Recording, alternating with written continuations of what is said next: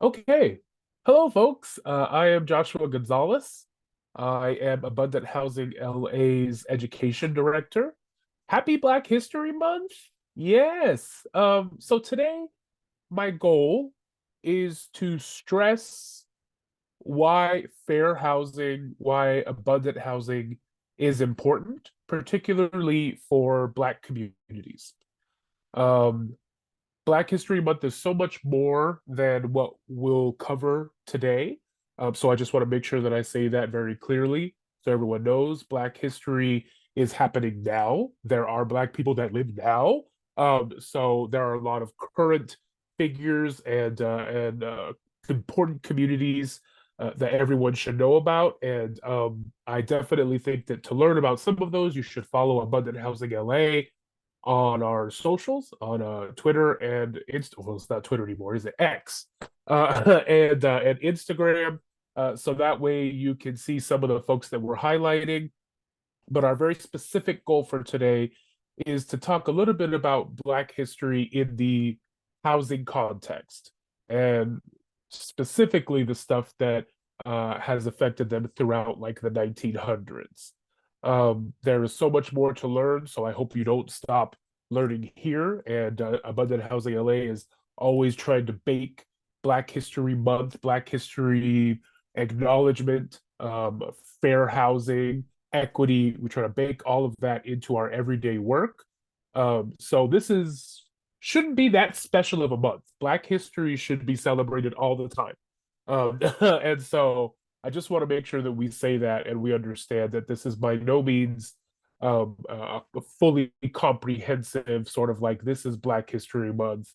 This is everything you need to know. There's so much more to learn and so much more to do and honor and appreciate during Black History Month. So this is just a piece. All right, so I am going to get started. I have a slide deck here that I'm going to share. Please feel free to introduce yourselves in the chat.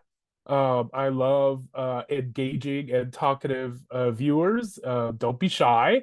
Place your comments, or type type your comments, and we'll make time for questions also. So that'll definitely be a thing that we'll do. So let me get started though, because otherwise I could sit here and just talk forever. All right.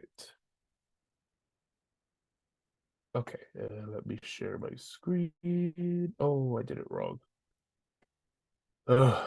Feels like no matter how often I do these things, there's always like a small hiccup, or I'm like, oh, I forgot to do that thing. Hopefully, y'all understand what I mean with all this technology stuff. Okay, where is my share screen thing? Here it is. Come on now. Oh, here we go. Let's do. Oh, they have changed it. Why am I not seeing? Oh, it's because of my computer. See, this is what I'm talking about. Always got some sort of minor minor obstacle to deal with at the beginning of these things. All right, here we go. Now I got it. Yes. Yes.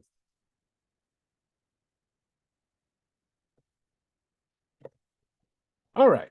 So here we go. Let me arrange things on my screen a little bit, just so that way I can see everything properly.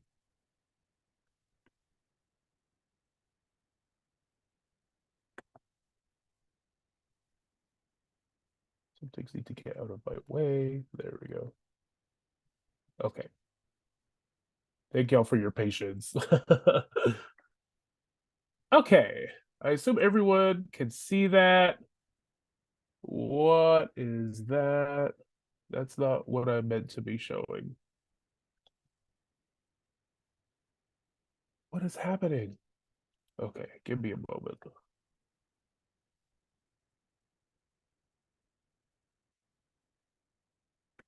I turned on this new thing. That Chrome, or no, sorry, that Macs have this like side, what do they call it? I don't know. It's something on the side where all of your windows are. And It made it complicated. I hate this thing. I gotta change that.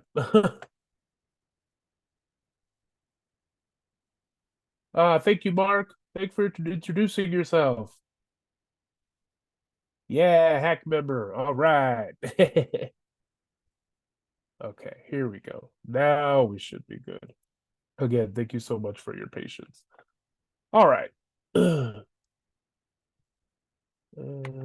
let me just find one last thing.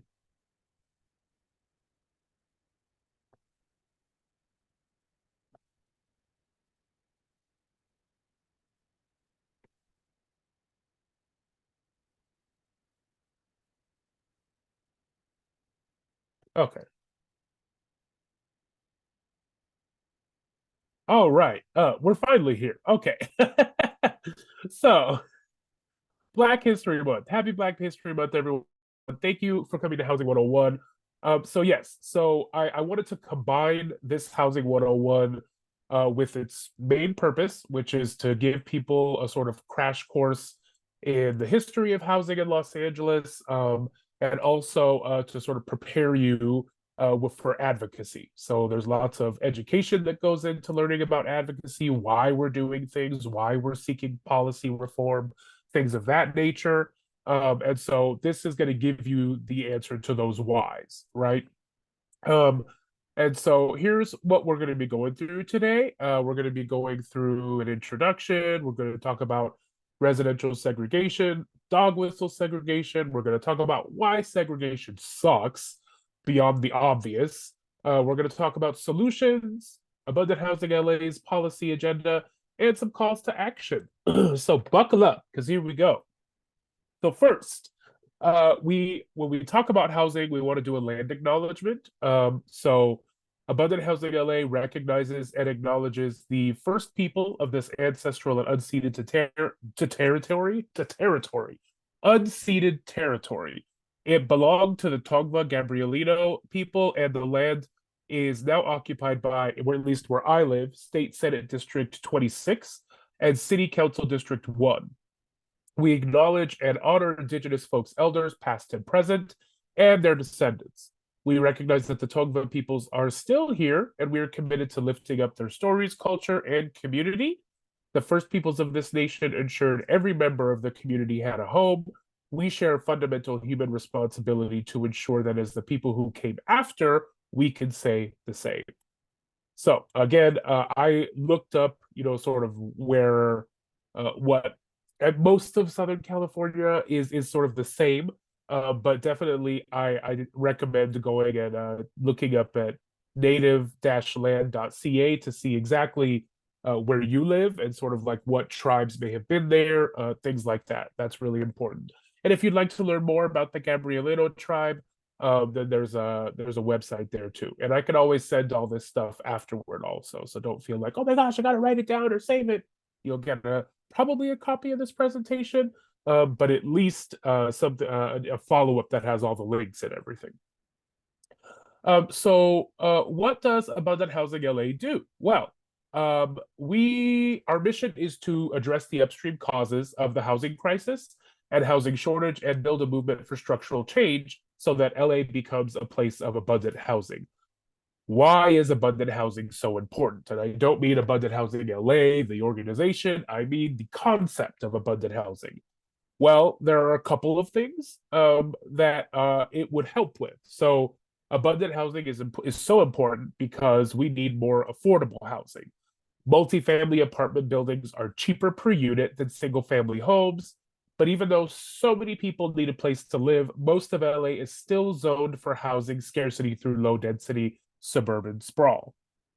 Abundant housing is important because it helps to address racial and economic inequality. White supremacy created exclusionary single family zoning and then sold it to the public as the American dream. More housing density means more diversity and more neighbors, which is a good thing. So, Abundant Housing LA, we seek to achieve abundant housing through advocacy, policy, and education to shift LA culture around housing. We hope that you will either join this effort or stay as part of this effort. That would be awesome. So yes, sorry. Sometimes when I'm talking, sometimes I forget to to go forward on the slides. I gotta get that down. So let's start. Residential segregation. So these are federally sanctioned, if you will, policies, practices, things like that, that contribute to segregation. Okay, so the first thing I want to sort of call out, right, as part of Black History Month is this terrible, terrible, terrible film, Birth of a Nation. It's a film starting with the Civil War and ending with the Ku Klux Klan riding in to save the South from Black rule during the Reconstruction era. It's a twisted take on history, but it's like lauded because of the money, manpower, and filmmaking innovation that it demonstrated. It was a 3 hour movie when most were 10 minutes long. It had an orchestra, there was a large advertising budget and strategy. It was a lot. So this is important because it highlights and reinforces the ways people think about Black people. As such a huge historical point, it allows people to believe, even if unintentionally, that the messages of that movie are facts. And so it was basically showing that Black people just want to win the right to vote so that way they can pass votes that allow them to marry and prey on white women. That was sort of the general, oh, this is what Black people do, particularly the formerly enslaved, right? That they're terrible people, that they're just harmful. And so these are the sort of like thoughts that people had. And this is important because it's the first of its kind to be screened in the White House. It's the biggest Hollywood movie, and so it has an effect on society, right? People at the time are watching this and being like, wow, this is amazing. Oh, what a great story. And they're sort of like internalizing and actually believing this twisted tale of the Reconstruction era and whatnot. So I just want to call that out because um, I think it's important, especially during Black History Month, but all of the time, really, that there are parts of our history, there are media things, there's news things, there's all kinds of things that are told with sometimes a very slanted view. And if you're not careful, if you're not looking at things with a critical eye, then you could maybe take on some of that stuff. And a lot of people have taken on all of this terrible beliefs around non-white people in general, but specifically today, Black people. And so I want to bring that up because the next thing is racial covenants. Okay, so racially restrictive covenants. These are things that on the deed of homes, it would say that basically you can never sell to anyone who's non-white. No one who's non-white can ever live here.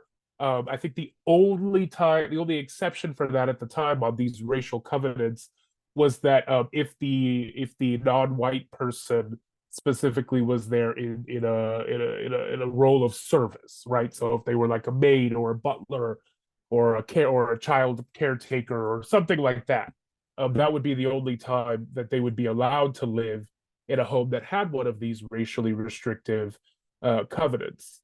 And even still, usually they would be confined when not performing their duties to living in maybe like what might be a substandard part of the house, or like, I don't know, something that is out of sight, right? And so that's a really important thing. And I wanna then sort of switch gears a little bit. Do I have time for this? Oh, I really want to do this, but I'm not sure if I have time for this. I do. So funny. I'm gonna stop sharing now after all of that. No, I'm not. No, I'm not. Here we go. Can I switch it? Do you guys still see? Yes, you do. Okay, awesome. Well, that makes it easier. So, again, to sort of drive home this idea that a lot of people sort of maybe even intentionally have these negative feelings toward non-white and Black people is something that I learned when I was in school for social work, which is these stages of white racial and ethnic identity development. And something that really floored me is that at least in these first three stages, you can sort of see how society, how lots of beliefs and practices that are sort of agents of white supremacy have been taught and passed down over the time. And so this first stage, contact, this is where a white person is unaware of their own racial identity, does not think of oneself as white, but as normal, quote unquote normal. Tendency to view racism as individual acts of meanness rather than as an institutionalized system, and typically does not recognize or acknowledge white privilege. There's a naive curiosity or fear of people of color, usually based on stereotypes, right? They try not to see rice, excuse me. They try not to see race. I'm colorblind, that sort of thing. The next stage is disintegration, where there's an awareness of racism and white privilege, and those things increase as a result of personal experiences, right? That awareness increases. There's a common emotional response to this new information, which includes shame, guilt, denial, anger, depression, and withdrawal. And they might even attempt to persuade others to abandon racist thinking and all of this. They're conscious of it, but they're very conflicted about it. They feel caught between racial realities. And then the third of these six stages is reintegration. They may feel pressured by others to not notice racism. Feelings of guilt and denial are transformed into fear and anger toward people of color. And they sort of do this blame the victim thing, right? Well, it's not my fault. It's not my fault that, whatever's happening is happening. There's a lot of guilt and anxiety that's transformed into hostility and anger. And so a lot of people, particularly white people, live in this stage because it's kind of painful, right? It's kind of painful to think that somehow you are, even if not directly, responsible for some of the discrimination and oppression that non-white folks and Black folks experience. And so I just want to say that, and then this one other thing about people of color identity development, the pre-encounter stage. Individual absorbs many of the beliefs and values of the dominant white culture, including the idea that it is better to be white, may value role models, lifestyles, value systems of the dominant group more highly than those of one's own culture, often seeks to assimilate and be accepted by whites, tends to minimize the personal social significance of race, ethnicity. Okay, and if you want to read more of this, I could definitely share this as well. My point here is not to say, oh, white people are terrible. I think that a lot of white people can be, but it's not a generalized statement. Obviously, there are a lot of people who do their work to be anti-racist and things like that, but those are important things to know because there are things that are transferred just by prevailing society, right? If being white is the dominant culture, that a lot of those beliefs are the things that trickle down, and people can get treated with discrimination because of those beliefs, right? And so I say all that again to mention that here is more of this sort of belief thing that we're seeing with racially restrictive covenants, right? And then from that we get single family homes or single family zoning. Single family zoning is a type of legal classification that restricts the kind of residential housing that can be built on property. And under these restrictions, only single family detached homes can be built. It was first proposed in the early 20th century. Single family zoning was used as a tool to preserve home values and maintain public health and safety. So zoning advocates argued, for example, that channeling residential development into neighborhoods of detached single family houses far removed from shops and offices would be a boon to Americans' health. So that's kind of what they were saying, is that you can live a better life if you are in this single family zoned area away from all of the other undesirables, if you will. These are what some of the single family homes look like. These are more modern pictures, but this is what I'm talking about, right? So that is to say, single family home is like that one lot, or sorry, that one unit, if you will, on a lot that is meant for just like, your nuclear family or what have you. And one of these is actually in Eagle Rock. Which one is it? I think it might be the one on the bottom. Yes, I'm pretty sure that's the one on the bottom. So that's a single family home. It's sort of like that pale lavender white type color, with the blue and the white fence. That's an Eagle Rock, and so that's important because this. So Eagle Rock is like a corporate part of the great city of Los Angeles. Hills and valleys provide most favored views, and the favorable restrictions help create a community of beautiful homes. This is the kind of stuff that's on the advertising at the time with single family zoning. Um, get out of the metropolitan urban center of the city, go live up in the mountains, go live up in the hills, things like that. Not only do the low income and non-white folks don't have cars, they don't really have the money for the cars and things like that. It's away from public transit, so we're safe over here, over in these hills, in these single family homes. That's what a lot of this was advertised as. The residents of Eagle Rock are all of the white and Caucasian race.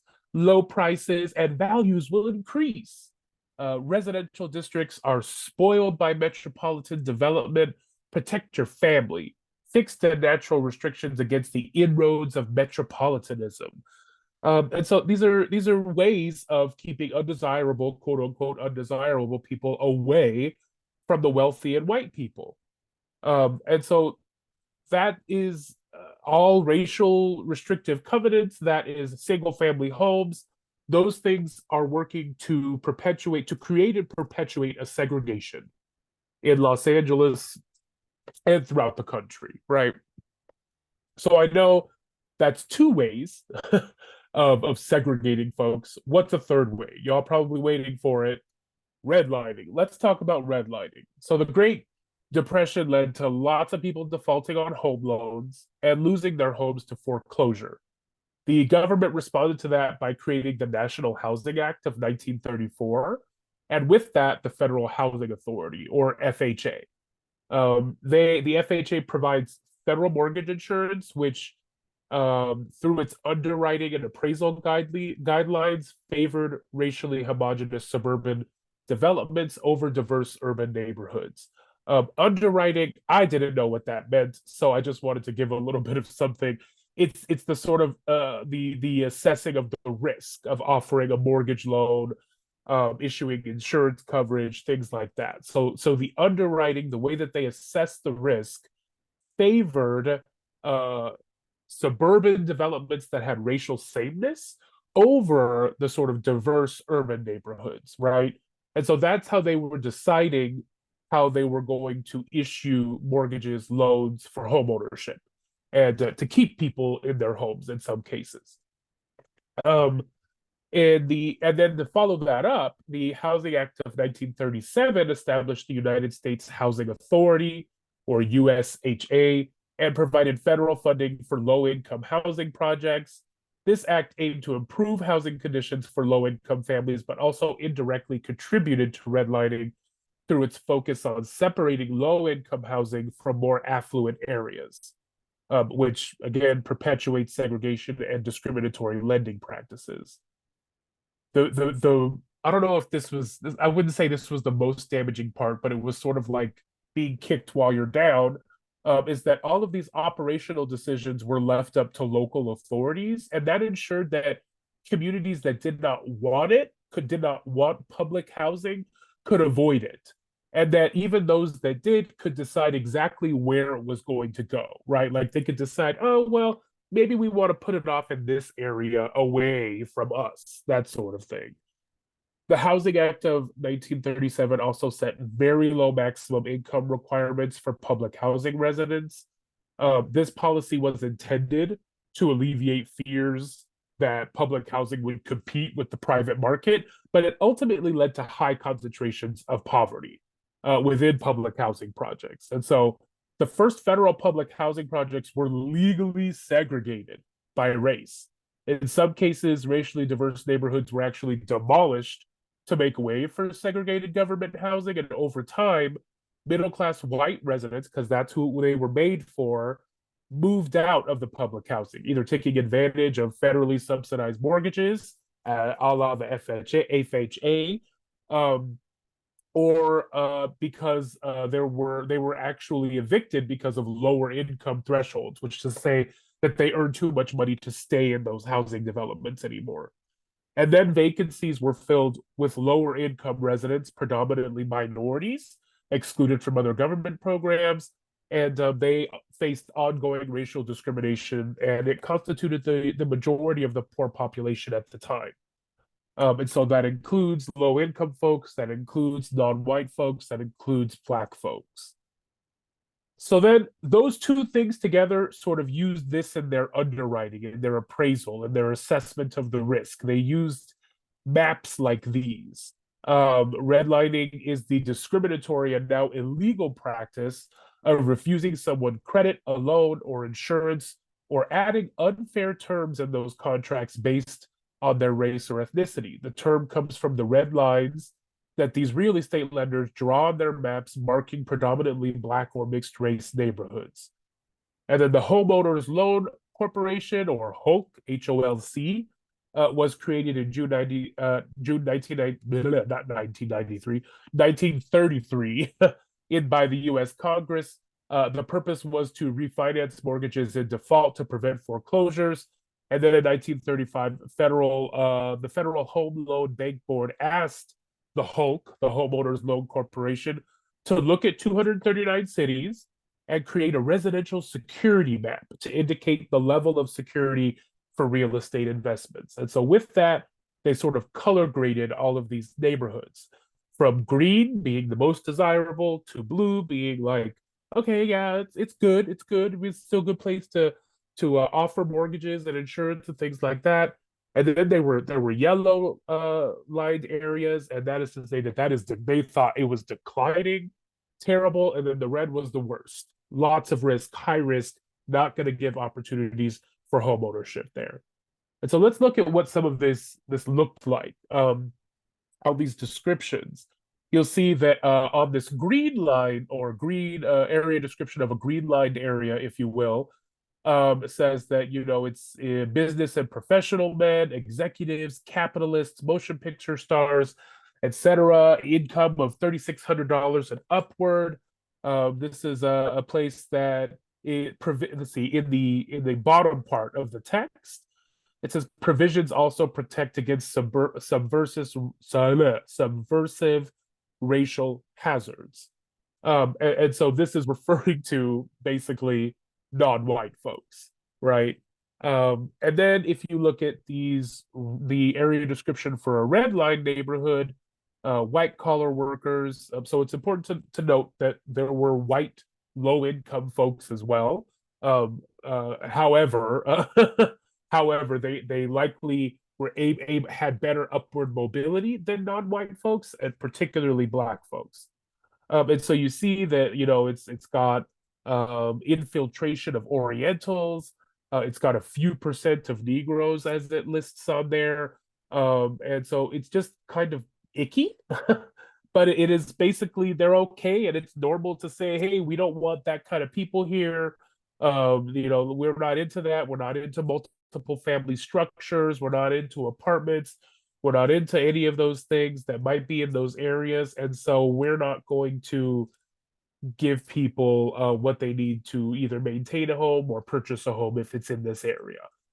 And so with that, and then the racially restrictive covenants, the single family homes, zoning, like all of that is a perfect sort of recipe for making sure that only the sort of top tier white wealthy people can live in these sort of better or more affluent or higher resourced areas, right? So another thing that contributes to the segregation is Article 34. So it was passed after a legal dispute over a proposed federally funded public housing project in the city of Eureka. Local residents opposed the public housing project and attempted to stop it by passing a referendum. However, the California Supreme Court found in favor of the city, reasoning that the referendum can only apply to a legislative act, and that the city public housing authority's application for federal money was an administrative act. So they were basically like, no, like you have no right here to say anything, right? And so with that, the city turned around and they allied with the real estate industry to run a successful campaign that stoked racist fears about integration and socialism. And the article reads something like, no low rent housing project shall hereafter be developed, constructed, or acquired, as the case may be, without voting in favor thereof at an election to be held in the purpose of whatever. It's stupid language. But basically, they're saying that the stakeholders in this neighborhood have a right to say they don't want the public housing built here. And even before it became Article 34, it was this sort of like proposition thing that started. What was it? And it really was like playing up on this whole like, it's democracy, your right to vote. You shouldn't have to have public housing built in your neighborhood. If you don't want that, go vote and tell them we don't want that. And so Article 34 is in the California Constitution, and it says that public housing cannot be built without a vote. And so that is also another thing that is terrible, because public housing can be part of the solution to having abundant housing, right? That's one of those things. We should have housing at all levels of affordability, all different types of housing. And so that really kind of cut out public housing in a big way. Another thing that contributed to a lot of the discriminatory, it's a discriminatory thing that contributes to the segregation, and particularly affects Black folks. And so highway construction, our country was embracing cars. They felt the need to create highways. And the segregation part of that is that it was often in neighborhoods that were mixed race or, vibrant communities of color. The wealthiest neighborhood in LA, actually, West Adams Heights, located just west of downtown Los Angeles, and in recent terms, just south of Koreatown. It has those like elaborate homes in the styles of Queen Anne and Victorian to Craftsman and all that stuff. And this was before sort of like the start of Hollywood. So the wealthiest residents were in West Adams Heights, and they were mostly like titans of industry, oil barons, bankers, things like that. The Depression, though, the World War and the Depression forced white residents to sell their homes. And so then, as they were selling their homes, the Black population started taking off in the late 30s. Many of the historic mansions were up for sale. Middle and upper class Black folks from LA and other American cities began making their homes in West Adams Heights, and they renamed it Sugar Hill as a tribute to Harlem. And so, again, this was like the wealthiest Black neighborhood in Los Angeles, and construction of the 10 freeway cut Sugar Hill Sugar Hill in half in the 1960s. So residents protested, but the highway took dozens of homes with it and swallowed the entirety of Berkeley Square, which was an affluent residential block. A couple of folks that lived in Berkeley Square, Dr. Ruth J. Temple lived with her family at 5 Berkeley Square. She was the first doctor who was Black and a woman in California. She was a leader in providing free and affordable health care and education to underserved communities in Los Angeles. And she and her husband, Otis Banks, established the Temple Health Institute in East Los Angeles, which became a model for community-based health clinics across the country. That's on the left side. And then on the right side, at 7 Berkeley Square, we have Dr. Perry W. Beal. He lived with his family. He was one of the first Black doctors in Houston, Texas. And after he moved to Los Angeles, he continued to practice medicine and was the president of the Medical, Dental, and Pharmaceutical Association. And so these folks, it was a big deal because this entire Berkeley Square was decimated for the 10 freeway. So these are some of the folks that got displaced because of that. So actually, I want to show this video. It's about 2 minutes. Let me make sure it's going to show up properly. I don't know if you guys can see that. Let me see. Oh, you can. Okay. So this is a video I found on a website called Segregation by Design.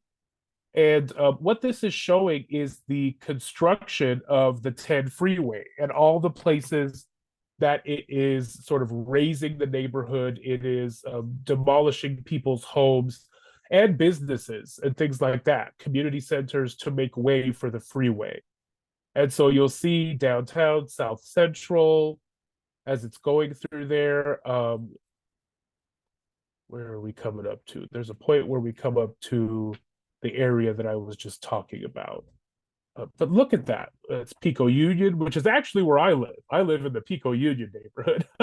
And I live right by all of that intersection of those freeways.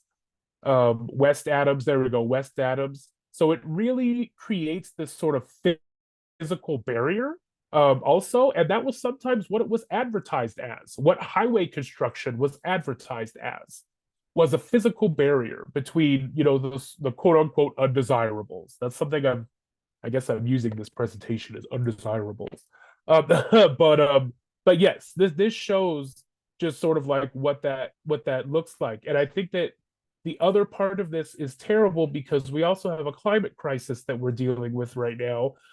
And so, sure, there are some homes that maybe went unaffected, but then think about like all of the pollution and things like that, and noise and sort of like environmental, right? All the pollution that started affecting those neighborhoods. And so we'll actually talk more about like environmental stuff and all of that a little bit later. But yeah, so this is just something to look at to really get a feel for how many people were affected by this. If your home was not demolished, then you were at least very negatively affected by an increase in pollution in various ways. So let us move on from that. Let me make sure it's just starting over. That's hilarious. Okay, so so again, we talked about that West Adams Heights and Sugar Hill, right? And so it was becoming more populated by Black folks due to folks selling their homes. And at the time, because of the Depression and things like that, the folks that were selling were not very concerned with the racial covenants that actually existed in their homes on their deeds at the time of the sale. And so it allowed Black folks to sort of move in defiance of the racially restrictive covenants, and they were like, hey, I'm gonna go here, right?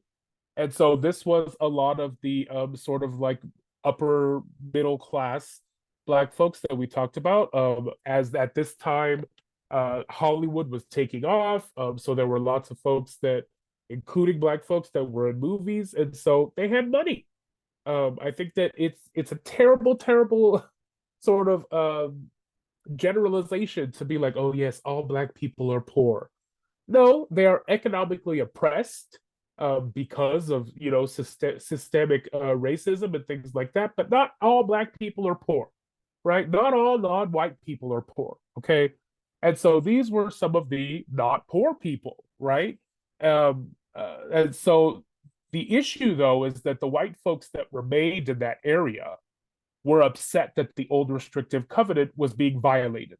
So they sued to have the Black families evicted. Hattie McDaniel, who won an Oscar for her supporting role in Gone with the Wind, who's on the left there, and Louise Beavers, who was popular for playing maids in several films, on the right. They organized meetings at Hattie McDaniel's home to plan their defense. A Black man who was an attorney, Lauren Miller, represented those residents of Sugar Hill and argued that the racially restrictive covenants were a violation of the 14th Amendment. The judge agreed, and it was a historic legal victory because it was the first judge in American history to find racially restrictive covenants unconstitutional based on the 14th Amendment. And so that was all thanks to folks like Hattie McDaniel and Louise Beavers and Lauren Miller. And so those are important people to know. It's unfortunate, though, that while they were very victorious in that, Sugar Hill was still harmed by highway construction shortly after that. Hattie McDaniel's house still stands. It's still there. So luckily, her house is still there, and we can remember that and honor that and appreciate that that part of history is still there. But it's just it kind of sucks, right? Not kind of it really sucks that they sort of had that victory and then there was still something else that managed to cut it down a little bit. Yeah, and if you look at this sort of map here, these are all of the highways in the red lines, the actual red lines, not like redlining. It's a redlining map with red lines drawn on it, and the red lines are the freeways that we have in Los Angeles now. More than 475,000 households and more than 1 million people were displaced nationwide because of this federal roadway construction. 60 some percent of the planned highways in Los Angeles, that's what these red lines represent. So only 60% of the planned highways were built. However, all of the ones that were built, were 100% of the ones that were planned through yellow and red line neighborhoods, right? So only 60%, but 100% of the ones that were planned to go through those, racially diverse, those vibrant non-white communities, all of those were built, which is to say that you can presume that in the wealthier areas, if there were any freeways planned there, that the residents were like, no, you're not going to do that here. And they had enough political power and money to make that a reality. All right, take a breath. So now we're moving into some dog whistle segregation stuff. What this is if you think about what a dog whistle is, it's at a frequency that, we can't hear. We blow the whistle, the dog comes because they can hear it. This is what racism and segregation can be used and employed in this way with the dog whistle. And so I think it's important that we note that the victory on the racial covenants, was a step toward the Fair Housing Act of 1968, which basically barred any kind of discrimination on the basis of race, particularly in housing. It was a super filibustered act, but passed out of the Senate 1 week after Martin Luther King Jr.'s assassination. And so at that point, they probably felt like they just had to pass it. So yeah, pretty terrible circumstances all around, but still a victory. And so with that, you start seeing other things that are changed that are not explicitly discriminatory, right? They're not explicit. It's not saying, yes, we're doing this because we don't want the Black people here. They're not saying that anymore. But there are other things that, because of the sort of systemic racism, the systemic discrimination that sort of exists at that point because of birth of a nation, because of white identity development, because of all of these other things, the other things that sort of secretly have that negative effect on non-white and Black folks. For instance, parking. You're like, what parking? What are you talking about? Well, parking is a big one because there used to be a law, and you'll still see them. They still exist. But these sort of LA's quintessential affordable housing, we lovingly call them dingbats. It's the ones with the parking spaces on the ground floor and then the units above that. And at a certain point, the parking minimums increased to 1.5 spaces per unit, and it made it impossible, unreasonable to build these anymore. Architects started having to look at it as, how many cars can we fit here instead of how many people, right? And so then it was like, well, we can't do this anymore. But it was a great stock and of affordable housing options that unfortunately the embracing of cars and things like that just decided to do away with. So there's an option there for affordable housing that we can't make anymore because of these parking minimums. Urban renewal is another thing that sort of was touted as, like we're improving the neighborhood, areas that were considered blighted. It was just a way to clear slums. In fact, I've read in various places that urban renewal's alternative name is slum clearance, right? But the idea is that it was like, well, we're going to improve the neighborhood. So this is Bunker Hill in these pictures. And this was a very racially diverse area, right? It had a lot of different housing options. It had low income housing or affordable housing, if you will. It was a really great sort of bustling place, and they raised that. They said, "Oh, we're going to improve it. We're going to do, other things with it. We're going to provide affordable housing, whatever, blah blah blah." But they sort of just flatland it all. And this is actually where like the civic center is now. And so they did it. That was why did they need to do that, right? Like that's the question. Why did you have to do that? And it was like, well, we like that area, so let's change it and take it for ourselves. And when we say we, who are we referring to? The people with the most political power, the people with the most sort of like city planning power, things like that, which for a long time was really only white wealthy people, right? They had that sort of political influence. They had that sort of planning influence, things like that. And so urban renewal took place all over the country, all over California, and you'll even find that it affected certain areas. Sometimes you'll hear about the Chavez Ravine. That was a Mexican American sort of community space, and that was they were all displaced with the sort of hope that they were going to build affordable housing there or public housing of some sort. And then they built the Dodger Stadium, which gotta love Dodger Stadium, woo, LA, blah, blah, blah. But it has that very sort of sick twist to its history there, right? You displaced so many people. And so a lot of this was under the guise of urban renewal. And so that's another way that sort of dog whistle segregation is that, well, we're not saying that it is to get rid of these people, but the effect, the result is obviously like harmful in its result. So yes, it's segregation. Another thing that contributes to this dog that is another sort of agent of dog whistle segregation is CEQA, or the California Environmental Quality Act. It generally requires state and local government agencies to inform decision makers and the public about the potential environmental impacts of proposed projects and to reduce those environmental impacts to the extent feasible. That doesn't sound bad on the surface, right? That sounds like, yeah, sure, because we do have a climate crisis, right?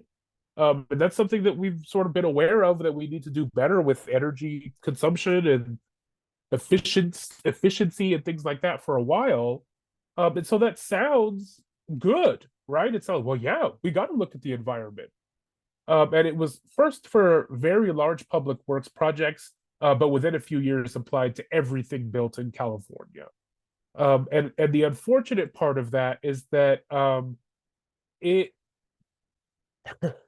it was often misused, misinvoked. There were a lot of lawsuits that would sometimes stop or try to stop the development of certain housing, things like that. And the unfortunate part about that, the really terrible part about that, the shady part about that, is that fewer than 1 in 8 of those lawsuits were actually filed by groups with records of environmental advocacy. So it would be someone who's never really shown any care for the environment, at least in the way that their institution or their organization sort of approaches that issue. Suddenly are like, oh, CEQA, we're calling CEQA on this development. And so it was like, okay, that's strange. And also a lot of those lawsuits target infill housing, which is sort of making use of the space that we already have, building up, building higher density, things like that. And so you can see how if you follow the timeline of events, that it is also contributing to the slow movement of producing housing, as well as the restriction of where it can be.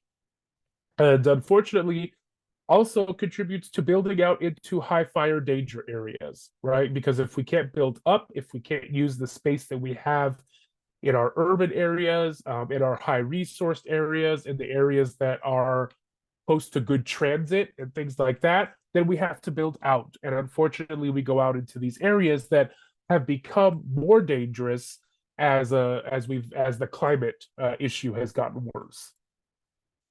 Another thing to consider is Prop 13. Prop 13 is something that locks in property taxes for homeowners. At one point, I'm not sure exactly what the percentage is now, but at one point it was those property taxes would only go up 1% per year. And prior to that, tax rates were assessed and modified after it was determined what the needs were. But then after a while, they were like, no, you get this cool tax benefit if you're a homeowner, which again, many non-white people, many Black folks were not homeowners, right? So again, there's this other benefit that a whole lot of people are not eligible for or excluded from, right? And then actually a lot of that, not the only way, but some of what the property taxes covered then sort of got pushed onto sales tax, which one could argue is maybe something that is more harmful to folks that are renters, right, or low income. And so that's the sort of thing that we see in a way contributes to this segregation. Another thing is housing elements. They're getting better, hopefully. We're keeping better accountability for those sorts of things. But since 1969, California has required that all local governments, cities and counties, adequately plan to meet the housing needs of everyone in the community. California's local governments meet this requirement by adopting these housing plans as part of their city's general plan. And unfortunately, without the sort of things to keep people or keep cities and counties accountable, a lot of the times people would fill out their housing plan, their housing element, they would complete it, turn it in, and it would like have bogus stuff on it or things that either they knew they would never build or just weren't going to be possible to build, and no one ever checked them on it. And you sometimes hear stories about how there were even bogus counts of units. In the housing element, you have to list all of the sort of inventory of units in your city or county. And sometimes people, I guess some cities would be counting prison beds or dormitories as affordable housing, which that's no, that's not right, right? Like we can see why that's not right, right? Particularly the prison beds. I mean, I could see someone maybe getting by on like the student dorms, maybe. But even still, it's rude. That's just rude. So it's bogus. So housing elements have been used in a sort of negative way. They can be a very positive thing. Now I think we're seeing more because of a lot of other spinning wheels and things that we're trying to do to streamline development of housing and things like that. I think that they're going to become a little bit more useful. But for a while, they were just sort of, it wasn't anything. It was just something you kind of had to do. It was the homework you had to turn in that you just got, an A because you turned it in. You didn't really have to do anything for it. I see someone in the chat said something.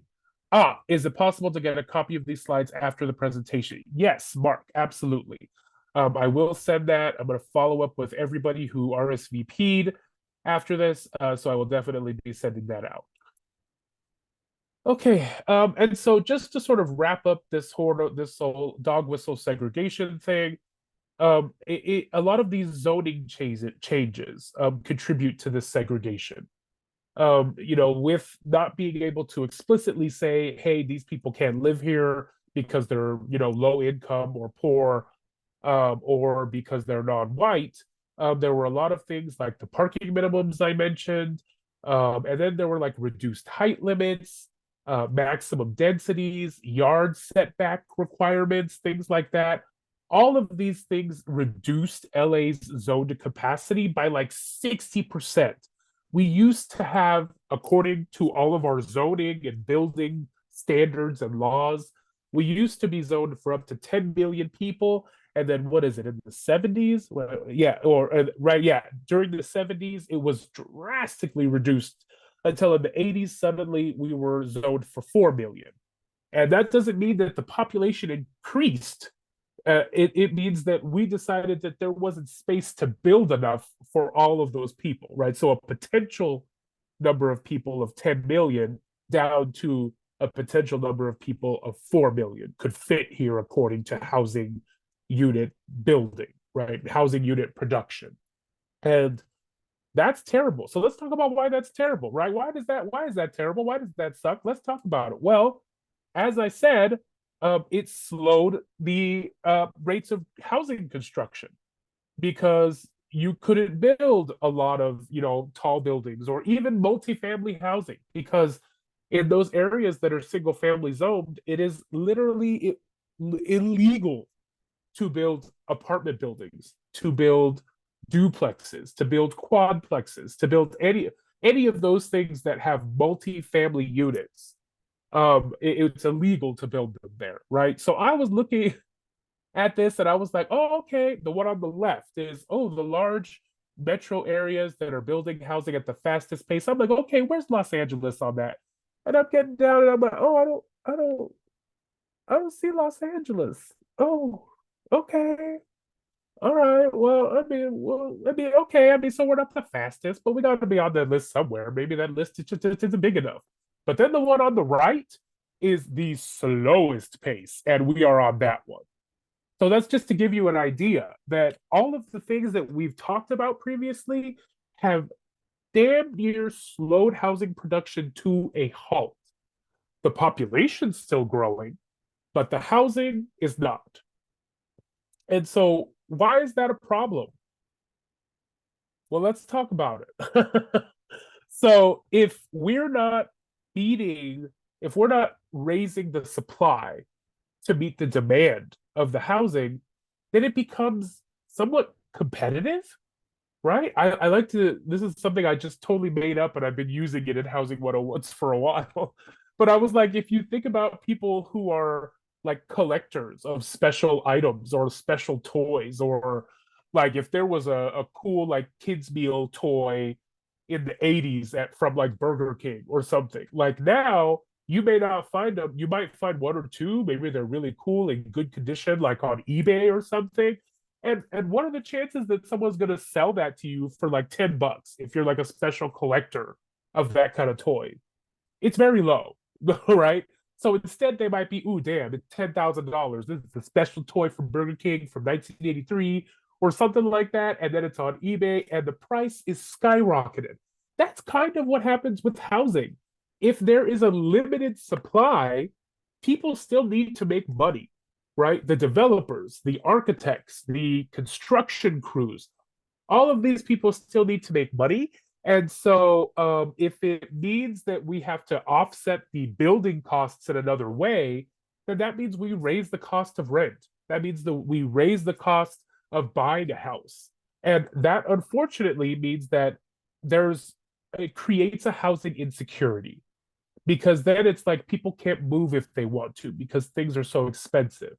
Sometimes you might even get priced out of your own place because the costs around you and in your neighborhood are going up, right? And so that these sort of limited supply, when we have a huge demand, creates this issue where people are feeling the housing insecurity. One, financial emergency, you and your family get sent to the hospital or something like that, that could be it for you. That could get you evicted if you have a sort of like tumultuous relationship with your landlord or something like that. Like they might be able to find some way. Obviously, there are protections against that. There are resources you could get, like eviction defense and things like that. And those are awesome. But not everybody knows that they have access to those.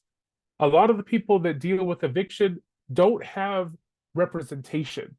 proper representation, a proper lawyer, or anything like that. And so they kind of go in and they have no legs to stand on. And so that's what happens. And then what happens when a lot of people are experiencing this housing insecurity? There's a penchant there for homelessness, for falling into homelessness. I got evicted. I have three degrees. I'm not saying me, but a person. I have three advanced, graduate degrees. I used to work at this tech company, but I got fired and I had trouble finding a new job. And then my daughter got sick, and then this happened, and then I ran out of my savings. And oh my gosh, I paid rent late the past 2 months, and this thing happened, and then you spiral, and then you lose your home, and then it's hard to get another one because everything costs so much.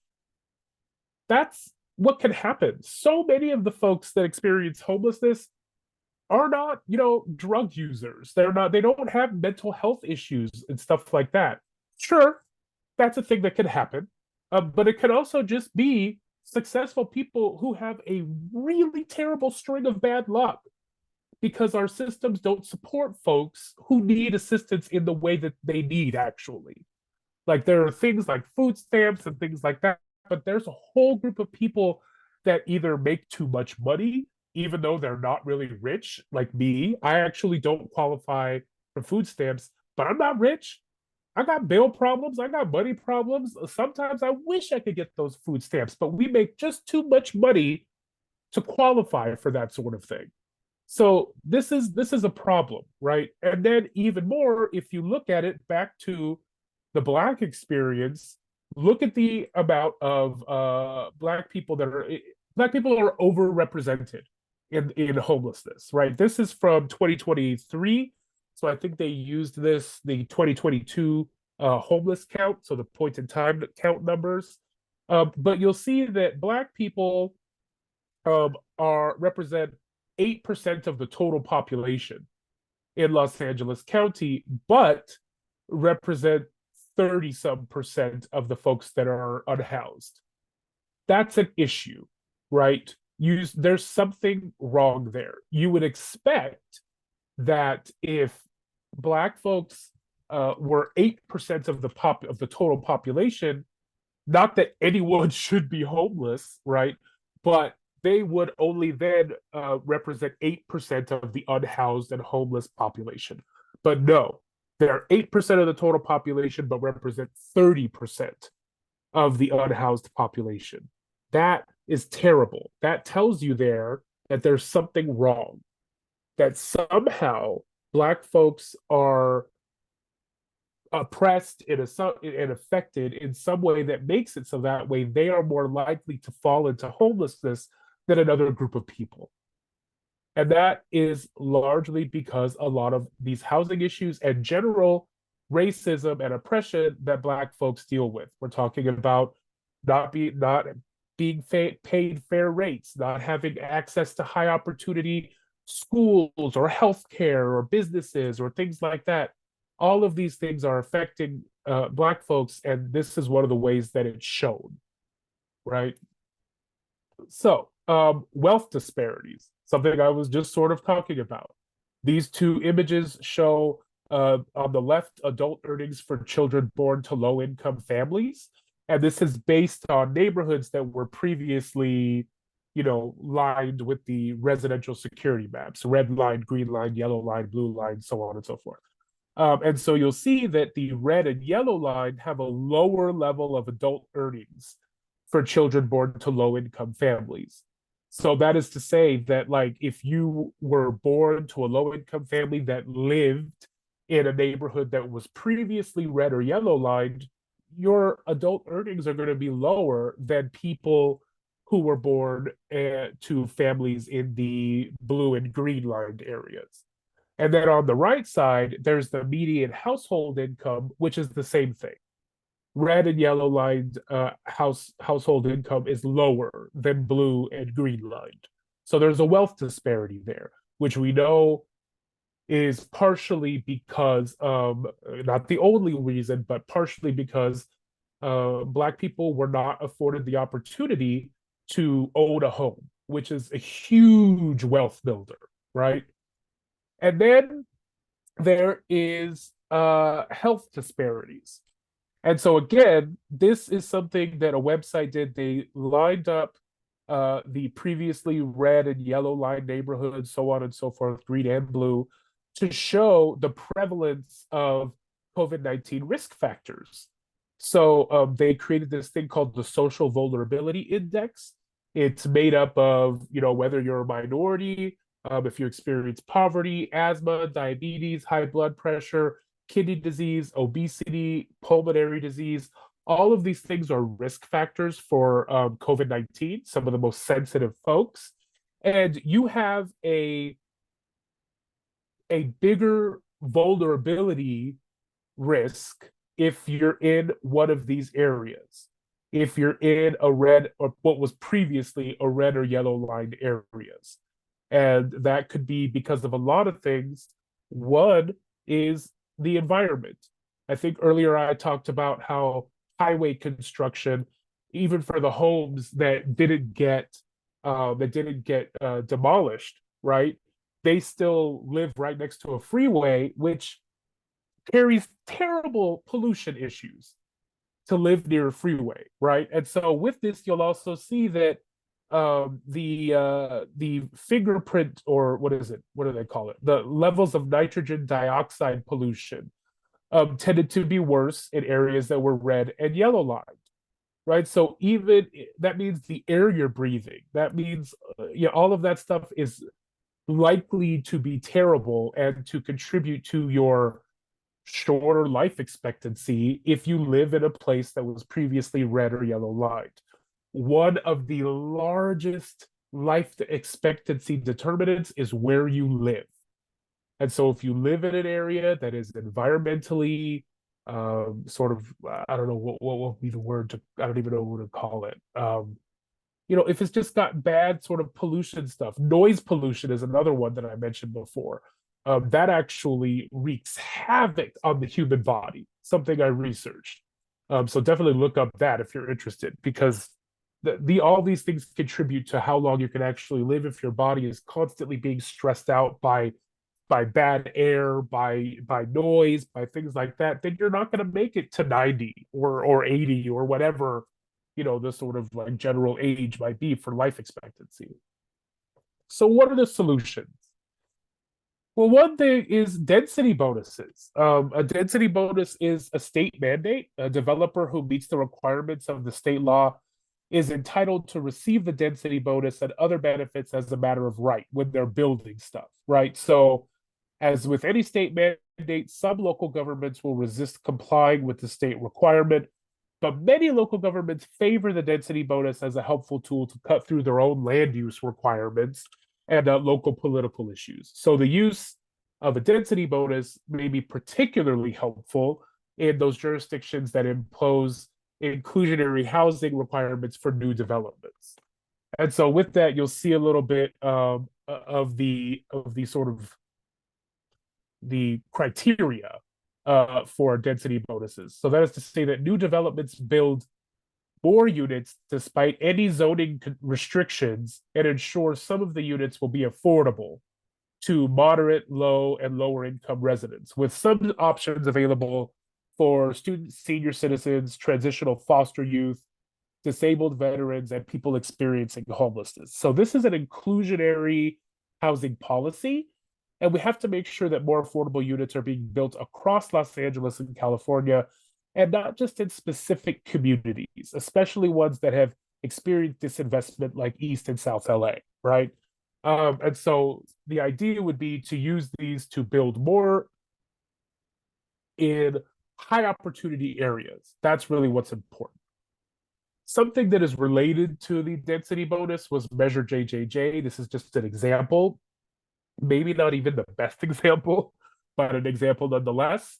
Measure JJJ was adopted in LA City specifically, not even LA County, LA City, so not the other 87 cities in Los Angeles County, but it applied that same general point of California state density bonus law. There are other parts of the measure, for example, having to do with labor, But overall, it's about finding a way through all of the development restrictions we've talked about. And so not everyone agrees that this specific measure has been effective. I think that there's some issue around the labor that has halted development for many years and things like that. But the idea is sound, right? The idea of allowing these bonuses for developers, as long as they agree to denote some of the units they're building as, affordable for specific categories of income, then that's a good thing. Especially if we're building it in areas that, since we've been talking about it the whole time, were previously green and blue lined. Another thing that's been really helpful and as a solution is Executive Directive 1. Mayor Bass enacted this as part of her agenda to move Los Angeles into a new direction. And so she issued it, and it dramatically accelerates and lowers the cost of building affordable housing and temporary housing. 100% affordable housing gets by right or ministerial development. That is in contrast to the usual discretionary process where the city council and committees and probably the neighborhood and things like that. Also, use of the California Environmental Quality Act, or CEQA, discretionary review allows for all of that. And while some of that is neutral and maybe even helpful on its surface, the way that it's used can halt production or increase the cost so much that it becomes like, well, I don't want to do it anymore because we're spending too much, because we're waiting for all of these people to review and approve. And sometimes it never gets approved. So this is something that helps speed up that process, bypass the discretionary review, and makes it by right, which you might hear, or ministerial, which that's the same thing. So what's Abundant Housing LA's theory of change? It is that abundant housing, again, not necessarily our organization, though we are, I struggle to say this a little bit, but we're the experts. We know this stuff as an organization. But I mean the concept, abundant housing, right? Abundant housing is key to everyone having having a home that they can afford, communities that are more livable and sustainable, and helps to address the urgent climate crisis. And so with the everybody has homes that they can afford, the California Legislative Analyst in 2015 housing report said that building less housing than people demand drives high housing costs, like I showed you in the images before. Affordable housing programs have a role as a supplement to broader changes that facilitate more private housing construction. Policies need to be changed to allow more private housing construction in coastal urban areas, right? So these are some of the ways that we believe that if we make these kinds of changes, we can have abundant housing and people can have a home that they can afford. Communities are more livable and sustainable. You'll see that because if we have higher density neighborhoods, right, if we have more people living in the sort of like urban area, then it actually costs less if we do it right. If we take on the urban planning in a way that's efficient, that takes into account the environment, that takes which means like transit and green space and things like that, people being able to live where they work and things like that, not have a huge commute. That all of these things, if we do more of an urban thing, it actually costs less than the suburban model. So we want communities that are more livable and sustainable. And then to address the urgent climate crisis, that effective urban planning can actually reduce greenhouse gas emissions, which is a little bit of what I was talking about here, and contributes to the sort of actual lower cost of keeping things how they are and protecting the environment and saving us from huge rising temperatures and sea levels and things like that, hopefully. And I don't know if it's too late to go back on some of that stuff. But this little thing, this excerpt here says, simply put, The United States cannot reach its greenhouse goal reduction targets if our urban areas continue to grow as they have in the past. After decades of sprawl, the US has the dubious honor of being a world leader in both building related energy consumption and vehicle miles traveled per capita. Making matters worse, lower density development also pollutes our water and requires higher relative emissions during the initial construction, right? So these are things that's our theory of change, that if we make and turn our attention to these types of changes, that we can improve situations for everyone. We can address the urgent climate crisis. We can make communities that are livable and sustainable, and make sure that everyone has a home they can afford. And then so from that, our policy agenda. What does that look like then if we're trying to apply that theory of change? Well, the policy agenda is this. We want to legalize more homes. We want to end exclusionary zoning and apartment bans, especially in wealthy, high opportunity neighborhoods. We want to make homes easier to build. Complex administrative and political approval processes make it difficult, time consuming, and expensive to build housing. Like I was saying with those discretionary review processes, right? Where a lot of the people have to come in and analyze and then decide whether they're going to approve the project or not.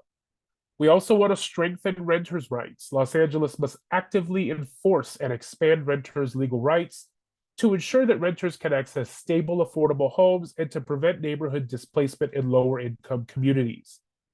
And we want to fund affordable housing to end homelessness, require $100 billion annually in new local, state, and federal funding for the production and preservation of enough affordable homes to meet cities' below market rate housing growth targets under the Regional Housing Needs Assessment. If you want to know about that, stay tuned for more events. We're going to have more stuff on the RETA and all of that. But those are the things that determine how much housing every sort of part of California has to build in order to meet the demand for housing. And so these are Abundant Housing LA's policy agenda. These are our pillars, if you will, our core four: legalize more homes, make homes easier to build, fund affordable housing, and strengthen renters' rights. And we do all of that on a foundation of promoting racial justice and equity. The idea is that everyone can live where they want at an affordable price, and that you shouldn't be excluded from any area at all. That is segregation. So what's your call to action? Well, support Black communities. Now, this is not something that is specifically for Black communities, but as you saw with the homeless overrepresentation, obviously there are some folks or certain groups of people that are more affected than others. That is not to say that anyone is more important than another person, but we want equity. And so to bring things in line, we have to address the groups that are more and even more harshly sort of negatively affected by all of these things that have happened in the past like 100, 200 years or so. And so we want to increase opportunities for Black homeownership. There are a lot of programs out there that are helping to educate and enforce, or not enforce, but offer an opportunity for financial literacy and stuff like that. We want to invest in distressed, racially segregated communities.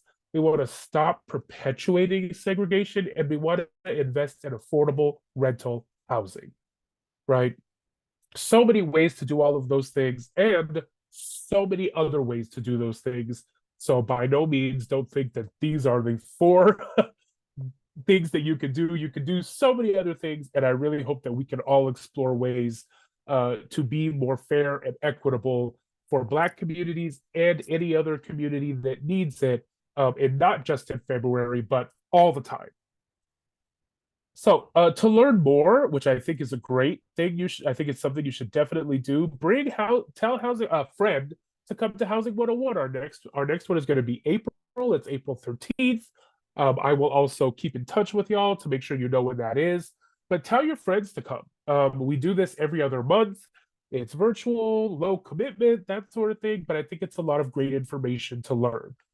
Follow us on our socials. We're on Instagram, we're on Threads, we're on uh, X, formerly known as Twitter, Facebook, TikTok. We're on LinkedIn too, but I didn't list that here, unfortunately. But follow us there. We are always updating folks. We're always sharing about our events and things like that. So great way to stay active. Join a chapter. We have over 20 chapters across Los Angeles County. And so this is just a list of some of them. And I'm also going to send you a link that you can fill out. You can to a form where you can fill out if you're interested in a chapter. Actually, I might be able to do that right now. Let me see. When I have everything sharing and stuff, it's actually really hard to keep track of like the chat box and all of that stuff. Oh wait, here it is. Just a little blind right now. That's all. Okay, there we go. That's a tiny URL to that form. Let me make sure that's the right one. Yes, it is. Okay. So yeah, that's our chapter form. So go ahead and fill that out if you'd be interested in joining a chapter, or if one doesn't exist exactly where you live, maybe you can help us start one. Our chapters do a lot of awesome stuff. I just want to be really clear about that. We write op-eds, we write support letters or opposition letters for developments, for policies. Um, we have happy hours. We have cool casual get-togethers and things like that where we can just sort of have a good time, have a drink, things like that. We also what am I trying to say? What else? We also do more grassroots organizing. We demonstrate. We do lots of things to get more housing built. So you don't have to do all of them. You might just have like a niche interest in something, and I would recommend that you join a chapter and join that fight there. Sign up for our emails at abundanthousingle.org. I'll also send that link to everybody. And we have events this month to sort of also follow with the Black History Month thing. We are talking more about highway construction and its negative effect on communities. On February 20th, it's a Tuesday in Pasadena. This is an in-person thing. We're going to be at the Pasadena Friendship Church. And we're going to be talking about how there's a little stub, an unfinished sort of part of the 710 freeway that displaced a bunch of folks and then didn't even continue for various reasons. We're going to be talking about that, and then the next day, actually, there's a virtual event where we're going to be talking about a ballot measure that's going to help us to get more funds for affordable housing and things like that. That's a virtual thing. That's Wednesday, February 21st. And I'll send you more information like that by email as well after. So, happy Black History Month. You have some knowledge of how Black folks have sort of been treated in housing and various other ways. And I urge you to sort of follow our socials and to look elsewhere for current important Black figures and things that they've done. Black history doesn't end. It's not just a history thing. Black history is now. Black people exist now, and they are doing amazing things now. And also, there's Black people who just want to live, but they should be able to live in an affordable home, right? They should be able to live where they want and not be excluded from places, just like the rest of us. So, thank you so much. I'm Joshua M. Gonzales. I am Abundant Housing LA's Education Director. That's my email there, but I'll be reaching out to you all so don't feel like you got to write it down. And I have a Twitter. I don't post a lot, but if you're interested and want to get connected to other housing orgs or people, then following me is a good way to do that too. So yeah, do we have questions? Vote yes on ACA 1. Thank you, Ismar. Yes, absolutely. And you're welcome. So if y'all have questions, I am down to answer or at least have a discussion, but I am going to turn off my camera briefly because I need to blow my nose because I have bad allergies. So I'll give y'all a moment to think about if there's anything you want to ask or talk about. Feel free to come off, turn on your camera, come off mute. We can have a conversation. That would be great.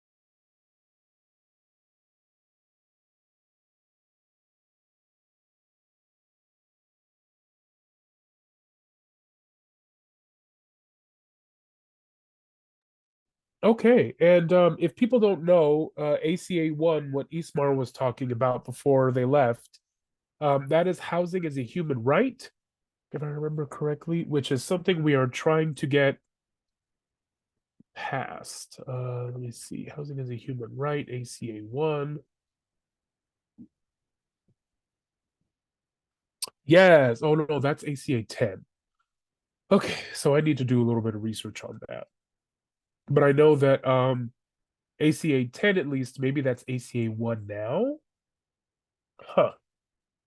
But yes, anyway, that would be a bill that is a state constitutional amendment recognizing that adequate housing is a fundamental human right in California, and that the state and local governments have an obligation to respect, protect, and fulfill this right through progressively implemented measures to the maximum of available resources. So if anyone wants to know more about that, let me know and I'll find out more. Does anyone have any questions or anything? Like, thank you so much for sticking it out. I know I talk fast. I I have a lot to say. And there's a lot of information in these presentations. So I mean, if anyone just wants to debrief or anything, like I'm so happy to do that with y'all. But if you're also just like, okay, that was a lot, and I have to go process and get some water and maybe take a nap, like that's cool too.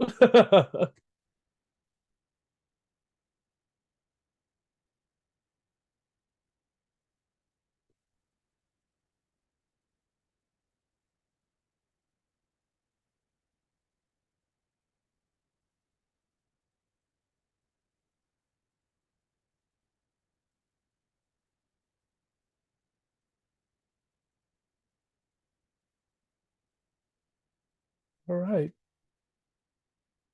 Cool. All right. I just wanted to give y'all the space if you needed it. I like to hold space for folks. Okay. All right. Well, thank you so much, everyone. Thank you, Mark. Thank you, Jess. Thank you, Dante. Thank you, Mira. Thank you all so much for being here today. Like I said, I will catch up with y'all. I'll follow up via email next week. I hope you have a fantastic weekend. I wish you good, comfortable, affordable housing in your future if you don't already have it. And I hope we'll see you at our next event. Thank you so much. Thanks, everybody.